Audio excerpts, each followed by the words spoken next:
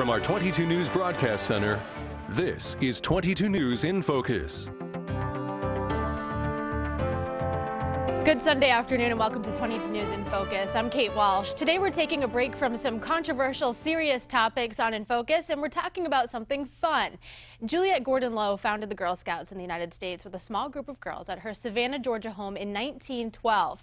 The organization has come a long way in a century with currently over 2 million girls and adult members. One of the most important fundraisers for the Girl Scouts is now underway, and it's the iconic annual cookie sale. The cookie sale program is celebrating its 100th anniversary this year. So joining me today to discuss the importance of Girl Scouts and how the cookie sales helps our communities are Patty Hallberg, CEO of the Girl Scouts of Central and Western Massachusetts, and Lily Brown, Girl Scout Ambassador and a senior at Ludlow High School. Thank you both for being here today. This is exciting. Thank you for having us. So first I want to start with the history of Girl Scouts. I think most people have heard of Girl Scouts, but maybe they don't know how it all came to be. Could you talk about that? Sure. In 1912, Juliette Gordon-Low, famously in Savannah, Georgia, started the very first Girl Scout troop, and it quickly took on a kind of a world of its own and grew rather rapidly. When she first started Girl Scouts, people would say, "So what are the girls going to do?" And she said, "Well, we'll ask the girls." So that's kind of been that's where we are. Whenever we say, "What do you do in Girl Scouts, Lily?" You have to ask Lily because that may be different than Sarah or from Deborah. So it's all about being girl-led. It started in 1912, and Juliette Gordon-Low started the Girl Scouts because she wanted to give girls an opportunity to try things that they wouldn't normally be able to try. And if you think about 1912, for example, Juliette Gordon-Low had Girl Scouts playing basketball in their bloomers. This was totally unacceptable, and they used to have to put screens around the basketball court so that no one could see these girls playing basketball in their pants. And so it's a long history of letting girls try new things. She took them camping, and she took them out into the wilderness. She taught them astronomy. She taught them all kinds of life skills that they didn't normally get in 1912. So was she a mother and noticed the need for her daughters, or was it just her own need growing up, realizing maybe I don't have the opportunities boys have or other people might have? She was not a mother. She was a fascinating woman. While she was in Europe, she got to know the Boy Scouts in Europe and decided that that was something she wanted to bring back to the United States for girls. She was always passionate about girls and women and their opportunities, and really a very forward-thinking woman. So how has it changed since 1912? Obviously, girls aren't playing basketball the way they were before. Bloomers. No, I'm not. Today, I think that Girl Scouts is a lot more focused on preparing girls to grow up and enter the real world and take on careers and professional life and families and whatever it might be that they choose to do. Girl Scouts is all about giving girls confidence, leadership skills, business skills to just go out and tackle whatever they want to do in life. It's an awesome message. Yeah. And so there are different levels of being a Girl Scout, right? So how does it start? How old do you have to be? So girls start Girl Scouts in kindergarten. Those are the daisies. Kindergarten and first grade is the daisies. Those are the little ones you see in the little blue tunics. They're super cute. And then second and third graders is the brownies. Fourth and fifth graders are the juniors, which are the traditional, what you think of with the green uniforms, those Girl Scouts. Middle school is the cadets, and then in high school you have 9th and 10th graders are the seniors, and 11th and 12th graders are ambassadors. And so that's where you are now? Yes, I'm an ambassador. And so we'll talk specifically about your role afterwards, but for the little girls, the daisies, what kind of things would they be doing at a meeting? I'm sure they're not doing the same things as middle schoolers, right, obviously. So what kind of lessons do they learn there, and how does that work? I think that, do you want me to take that one? Sure. I think that Girl Scouting, it's important to note that Girl Scouting is very progressive, so that when when we say Girl Scouting is girl-led, girls tell us how they want to go on their journey.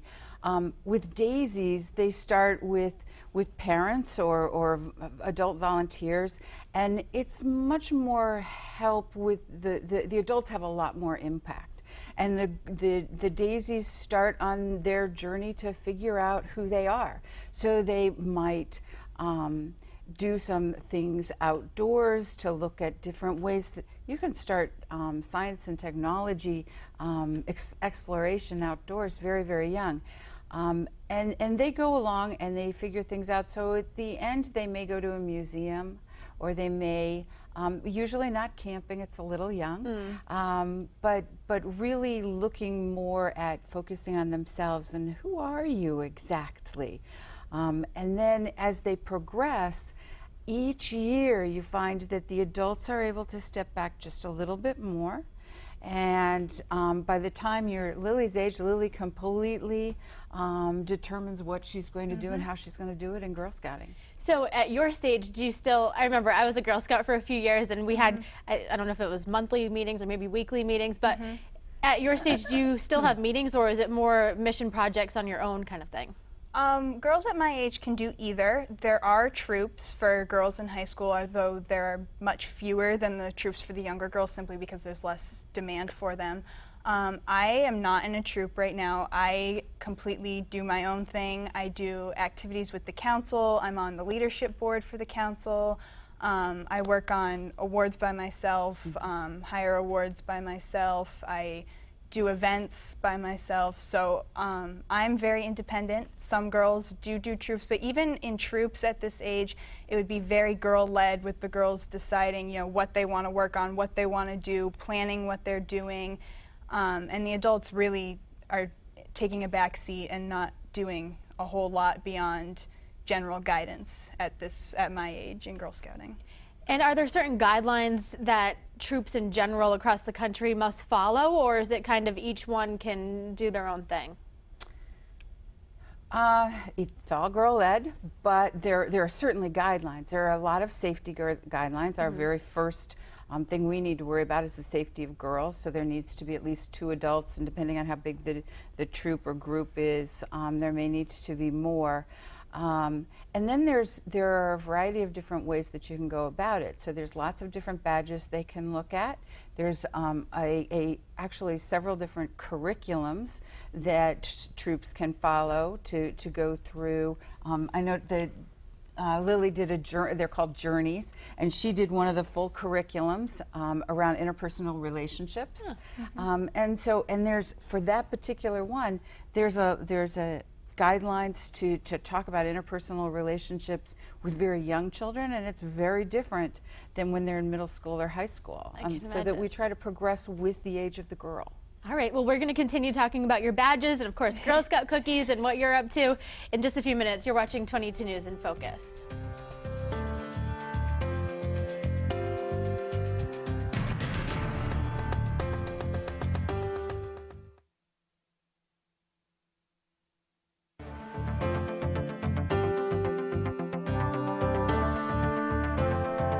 Welcome back to 22 News in Focus. Today we're talking about Girl Scouts and the 100th anniversary of the Girl Scout cookie. First, how did the cookie sale get started? The cookie sale started in 1917 in Oklahoma. A troop of Girl Scouts decided that they needed to figure out how to raise some money because they had things they wanted to do. And so they decided what they were going to do was bake some cookies and sell them. So for many years, actually, Girl Scout cookies were made in Girl Scout homes and sold. So the girls would do the cooking. The adults would be the technical advisors. And then in the 1930s, the national organization thought, well, the girls are telling us this is a really good idea. Maybe we need to help them move it along. So that's when they actually went to professional bakeries. So at first, was there a certain cookie that they all had to make, or was it just whatever? With shortbread. Shortbread. Oh, those are good. Are shortbread still a cookie option? Yes. Okay. But they're called trefoils in our council. Okay, so that's what I want to talk about too. There are 2 names for most cookies, right? And so why is that some people might see it as tag along and the others see it as something else? Because there's 2 bakers. that bake. There's 112 different councils across the country. Okay. And each council runs their own cookie program, and each council hires a baker. And there's 2 different bakers, and it just so happens in Massachusetts, in Eastern Mass, they have 1 baker, and in Central and Western Mass, we have a different baker. So could you talk about some of the different names? Do you know the 2 different I types? do. So, for example, here in Central and Western Massachusetts, we have tagalongs, but in other places they might call them peanut butter patties. What we call trefoils, the other bakery calls a shortbread. What we call Samoas here, the other bakery might call caramel delights. The only one that's the same, I'm pretty sure, is Thin Mints. Thin Mints are Thin Mints, no matter where you go. And it seems like each year there's a new cookie, right? Is that accurate? Pretty much every year. And then do you decide, does the national board decide if it was successful or not to keep it on, or is it just, how does that work? Our customers tell us. Customers tell you, of Customers course. tell us. This year, for our 100th anniversary, Girl Scouts of the USA decided that they wanted 1 name for the cookie, which is s'mores. Did you know that Girl Scouts invented s'mores? Really? Yes. Oh. Out at the campfire, they invented s'mores many years ago. So we wanted to kind of bring that together with all of our outdoor experiences and camping. So each baker could do whatever they wanted with the name s'mores. So actually, the bakers have 2 different cookies, and we have a wonderful sandwich cookie that it contains no artificial sweeteners, no artificial ingredients at all. So it's pretty special. And that's something that's interesting too. There's gluten-free, There is. non-GMO, you were saying. And yes. so how has that changed over the years with cookies? And I'm sure back in the 1960s they didn't really care about that kind of stuff, right? They didn't. They didn't. It was probably, I don't remember exactly, 3 or 4 years ago that we went with the gluten-free, and that was actually just answering our consumers' questions about gluten-free. Is it a hugely selling cookie? No, but we've got customers who want them, so we keep them. And then certainly the artificial ingredient piece is something that we're hearing over and over again. Girl Scouts is very interested in healthy living and environmental issues, and all of that came together with our baker coming up with this new cookie. Interesting. And so how much money do troops make from the cookie sales, and how much do they rely on that for services and fun projects that you can do? Okay. All right. The troops earn about just under $1, about 90 cents. They can earn up to about 90 cents to $1 per box for their troop, and so they use that. Girls are out there right now. There's 8,000 Girl Scouts in Central and Western Massachusetts that are out there right now, and they're in the middle of our 6-week Girl Scout cookie program, and they're earning money for whatever it is that they've decided they want to do in the spring or in the summer, or sometimes 2 years from now. We've got a group of girls right now who is saving up because they're sophomores right now, and when in their senior year of high school, they all plan on still being together as Girl Scouts, and they want to go to Europe. Wow. And do some different things in Europe. And so they had to sit down and they had to figure out, well, how much is it going to cost for all of us to go? And how many cookie boxes do we have to sell? Okay, so if we have to sell X number, how many do we have to sell this year? How many do we have to sell next year? There's a lot of planning and goal setting involved in all of the Girl Scout cookie program. And did you find, do you still sell cookies at your stage? I do, yes. Do you find that it's competitive, and do you have certain strategies you use to try to get people to buy them? It is. One of the biggest thing is to go out right when you first get your cookie order form, because the sooner you can get people, then you don't get the people who are like, oh, I already bought some. But always getting your friends and family first, having your parents take the order form to work always gets a lot of sales. And then of course booth sales with your troop is always a lot of fun. You get to hang out with your friends while selling cookies and making money to fund community service, to fund activities, to fund trips, whatever it is that you have decided you're going to do together. And how do you determine the price of the box of cookies? I'm sure it's gone up over the years. It has. Actually, we had an increase in price this year. The last time we increased the price of cookies was in 2010. Okay. And we felt it was time.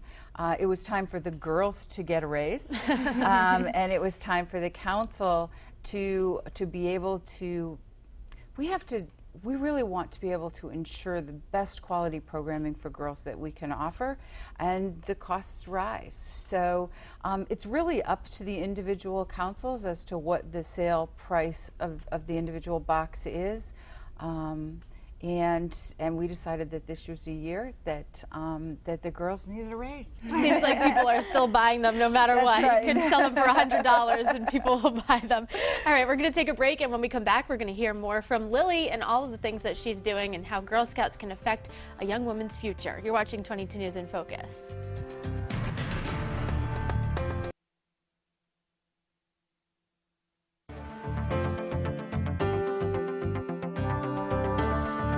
You're watching 22 News in Focus, and today we've been talking about Girl Scouts and the 100th anniversary of the Girl Scout Cookie Program. Scouting reaches across all socioeconomic, racial, and religious boundaries.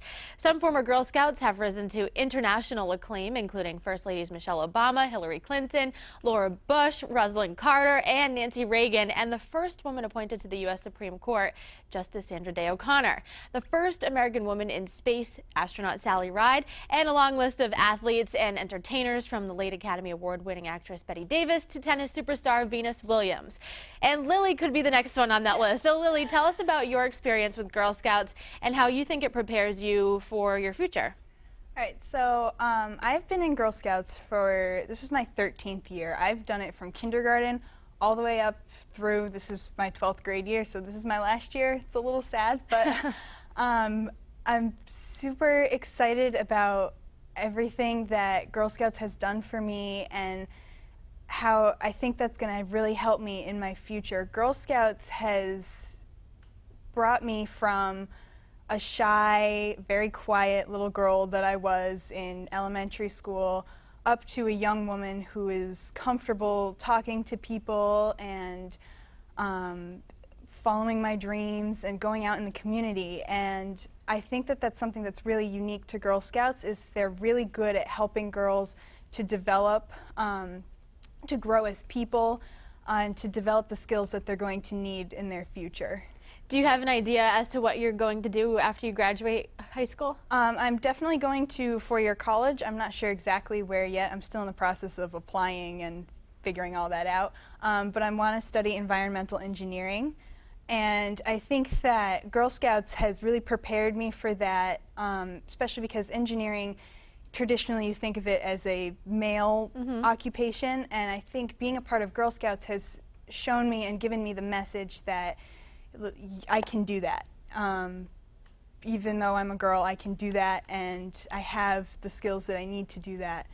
And I think that without Girl Scouts, I don't know if I'd be that comfortable and that confident with it. Wow, that's awesome. And I'm sure on top of everything else that it's done for you, it's also going to look really good on your resume, right? Yes, it definitely looks good on your resume, especially because it's something that not a lot of girls do in high school, although we wish more girls did, because it is so good for you and it's just been so beneficial for me.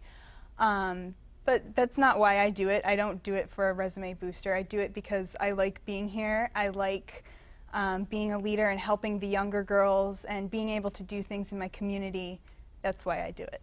So would you be able to compare Ambassador to kind of what Boy Scouts has with the Eagle Scouts? Yeah. Is it kind of like that with projects and stuff? It is. So the Eagle Scout is something that boys have to complete a whole bunch of requirements to obtain, including a service project, and the Girl Scout equivalent of that is actually what's called the Gold Award. It's the highest award a Girl Scout can earn, and it requires an 80-hour intense community service project that the girl has to identify a community issue, come up with a plan to solve it, and then enact that entire plan involving members of the community in order to address an issue.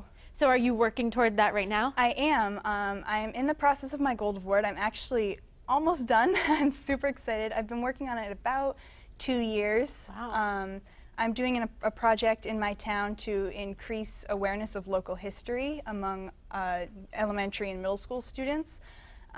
So I've done that by creating a letterbox scavenger hunt in my town, where children can go online to this website called letterboxing.org, and if they search for our town, Ludlow, Massachusetts, they can find the clues to actually go to historical locations and find these letterboxes that have historical information about the site, little activities, stuff like that. And then I've also written a picture book about Ludlow history just for children that is being self-published and is going to be donated to our elementary schools and our local library. That is awesome. Congratulations. I kind of want to do that.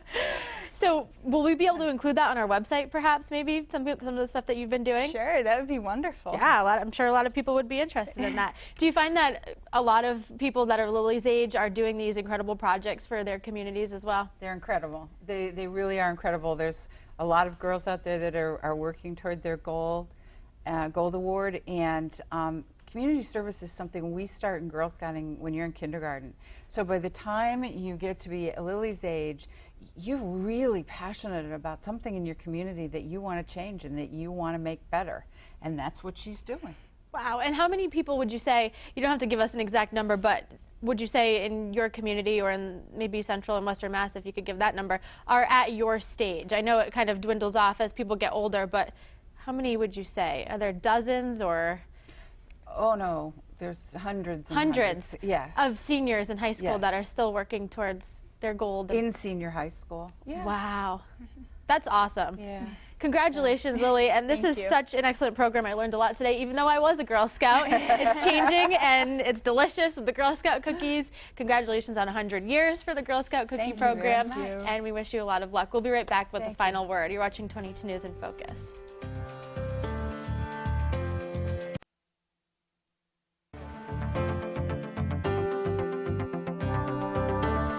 You've been watching 22 News in Focus, and today we've been discussing the role of Girl Scouts in Central and Western Massachusetts and the 100th anniversary of the Girl Scout Cookie Sale program. That's our program for today, and we want to thank our guests for joining us. And thanks to you at home for watching. If you missed any of it, remember you can watch it in full anytime on our website at wwlp.com, where you can also find a link to the Girl Scouts of Central and Western Massachusetts. And from all of us here at 22 News, we wish you a wonderful Sunday.